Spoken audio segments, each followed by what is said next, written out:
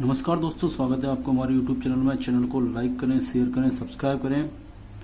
आज हम लेके आए हैं कानपुर यूनिवर्सिटी में जो बीएड सेकेंड ईयर की ऑब्जेक्टिव परीक्षा हो रही है, तो उसके लिए कुछ ऑब्जेक्टिव क्वेश्चन हमने किताब से छांटे हैं, कुछ इजी नोट्स से भी छांटे हैं। इम्पोर्टेंट पे इस तरह ये मार्क करके कुछ स्पेशल क्वेश्चनों का कलेक्शन किया है जो आपके काम में आ सकता है। और चैनल को लाइक करें, शेयर करें, सब्सक्राइब करें। इसमें राइटिंग पर मैंने कुछ ज़्यादा ध्यान नहीं दिया, बहुत ही जल्दी मैंने लिखा है टाइम की बचत की वजह से। रात भर इसको 4 से 5 घंटे में एक एक चैप्टर से छांट के लाए हैं कुछ इंपॉर्टेंट क्वेश्चन जो आपको काम में आ सकते हैं। अगर इस वीडियो में अच्छा रिस्पॉन्स रहा या अच्छा लाइक आया तो आगे भी मैं और चैप्टर के या और टॉपिक के बारे में कुछ ऑब्जेक्टिव टाइप क्वेश्चन छांट के लाऊंगा। और अगर आप लोग इसका अच्छा रिस्पांस देंगे तो आगे भी सभी चैप्टर पर मात्र 3 दिन के अंदर फर्स्ट पेपर ख़त्म करा दूंगा। और उसमें सारे ऑब्जेक्टिव क्वेश्चन निकाल के करीब 500 या 400 ऑब्जेक्टिव क्वेश्चन निकाल के आपके सामने रख दूंगा, जिससे बाहर सिलेबस कहीं नहीं जाएगा। और ऑब्जेक्टिव में अगर आप ज़रा से चूक गए तो फेल भी हो सकते हैं, लाख रुपए आपकी बीएड की फ़ीस जा सकती है। तो इसलिए यही है कि आप ध्यान से पढ़ें। और ऐसा होता है कभी कभी आप कोई क्वेश्चन पढ़ जाते हैं, उसी में से ऑब्जेक्टिव क्वेश्चन आ जाता है और आप समझ नहीं पाते हैं। तो सबसे पहले क्या करेंगे जानने के लिए, यूनिट फर्स्ट में आपको मैं वैदिक काल में से कुछ 38 या 40 क्वेश्चन बताऊंगा और आप देख लें। वैदिक काल में गुरु शिष्यों के प्रति पूर्ण रूप से उत्तरदायी होते थे। शिष्य नित्य दिन गुरुकुल की सफाई करना, उनकी पूर्ण व्यवस्था करना उनका काम था। शिष्यों का भिक्षा मांगना, भोजन की व्यवस्था करना शिष्यों का काम था तथा गुरु एवं गुरु माता को पिता के तुल्य माना जाता था। तो ये आपको क्वेश्चन पुट अप कर सकते हैं कि वैदिक काल में शिष्यों का काम क्या था, भिक्षा मांगना। तो ये सब आ जाएंगे आपको। इसी तरह से आपको देखना पड़ेगा कि इसमें कौन सा क्वेश्चन आप कर सकते हैं। अब इसमें ये क्वेश्चन ये भी पूछ सकता है गुरुकुल, तो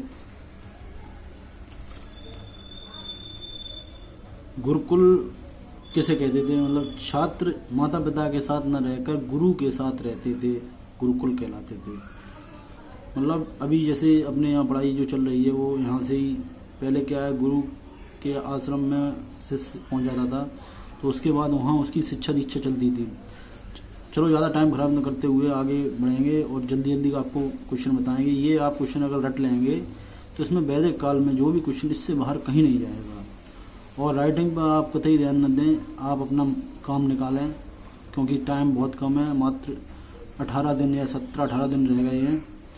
इन क्वेश्चनों को आप पढ़ेंगे तो इससे बाहर कोई भी क्वेश्चन नहीं जाएगा, मेरा मानना ऐसा है। और नहीं तो आप आगे भी देखेंगे।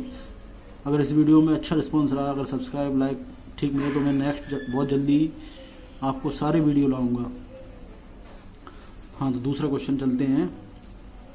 छात्र गुरुकुल में रहकर ब्रह्मचर्य का पालन करते हैं, ठीक है। अवैध छात्रों को गुरुकुल में प्रवेश मिलता था। छात्रों को भिक्षावृत्ति करनी पड़ती थी, जैसा कि ऊपर बताया है।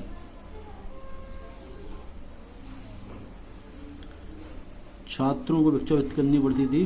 गौपालन, कृषि, शस्त्र कला आदि की शिक्षा दी जाती थी। चिकित्सा की शिक्षा भी दी जाती थी। गुरुगृह में शिक्षा की अवधि कितनी है, ये बहुत इंपॉर्टेंट क्वेश्चन है। 24 वर्ष। उसके बाद 25 वर्ष में शिष्य को गृहस्थ आश्रम में प्रवेश करना पड़ता था। 12 वर्ष तक अध्ययन करने वाले को स्नातक, बहुत ही इंपॉर्टेंट क्वेश्चन है, वैदिक काल में ये जरूर पूछा जाएगा। 24 वर्ष तक क्या कहलाते थे वसु। 36 वर्ष तक अध्ययन करने वाले को क्या कहते हैं, रुद्र, ये बात ध्यान रखना है। 48 वर्ष तक अध्ययन करने वाले को आदित्य कहा जाता था। वैदिक काल में पढ़ाई कंठस्थी करना पड़ता था, लिखाई पढ़ाई की कोई ज़्यादा व्यवस्था नहीं थी खास।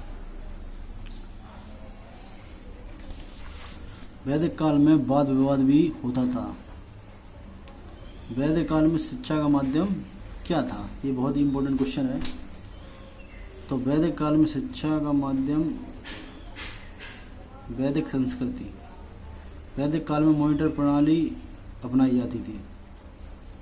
वैदिक काल में पाठ्यक्रम आध्यात्मिक क्या थे, मतलब ये पूछ सकता है। आध्यात्मिक, सांसारिक विद्या, वेद, वैदिक व्याकरण, गणित, देव विद्या, ब्रह्म विद्या, भूत विद्या, नक्षत्र के बारे में सिखाया जाता था। तर्क, दर्शन शास्त्र, निधि, आचार छात्रों को सिखाया जाते थे।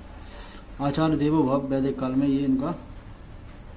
उसके बाद चलते हैं, वैदिक काल में स्त्रियों को भी वेदों की शिक्षा दी जाती थी। ये बहुत इंपॉर्टेंट क्वेश्चन है।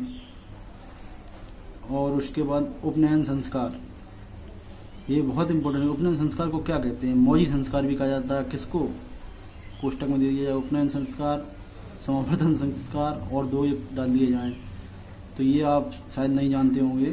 तो मौजी संस्कार को भी उपनयन संस्कार कहा जाता है। ऐसे क्वेश्चन कहीं नहीं मिलेंगे आपको, ना तो यूट्यूब पे किसी भी माध्यम पर, क्योंकि ये पहली बार परीक्षा हो रही है। तो आप टाइम जाया ना करके इस चैनल को बराबर वॉच करें। उस पर हर एक दिन 2 या 3 वीडियो मिलेंगी बीएड के संबंध में।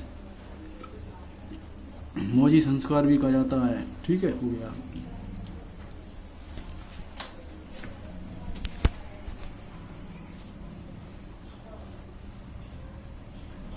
और उसके बाद में आपको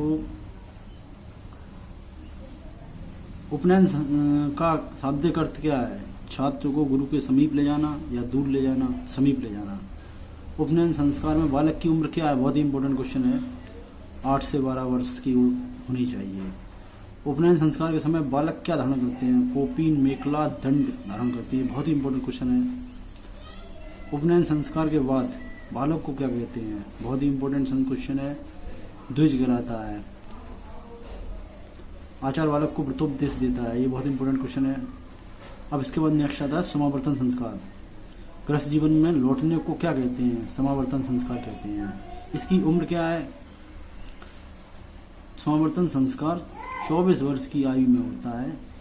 समावर्तन संस्कार के समय गुरु शिष्य को नए वस्त्र, आभूषण, जूता, पगड़ी, अंजन, छाता आदि से सुसज्जित करता है।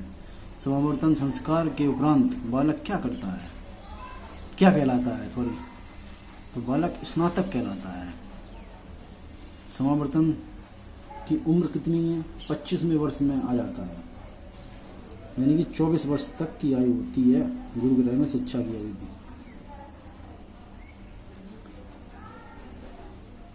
और उसके बाद में आपका आता है समावर्तन संस्कार के समय गुरु शिष्य को क्या देते हैं? नए वस्त्र, आभूषण, जूता, पगड़ी, अंजन, छाता आदि से सुसज्जित किया जाता है। समावर्तन संस्कार के उपरांत बालक स्नातक कहलाता है। ठीक है भाई। समावर्तन संस्कार के अवसर पर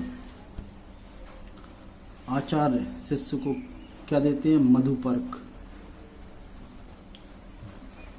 वैदिक काल में ज्ञान मनुष्य का तीसरा नेत्र माना जाता है। बहुत ही इंपॉर्टेंट क्वेश्चन है। ऋग्वेद देवताओं की स्तुति की गई है। किस वेद में? ऋग्वेद में।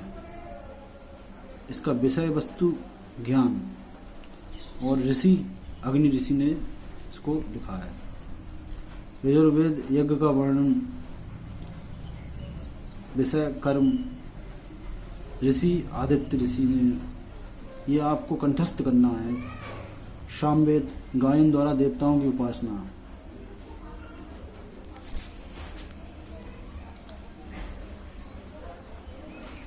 ज्ञाता वायु ऋषि। अथर्ववेद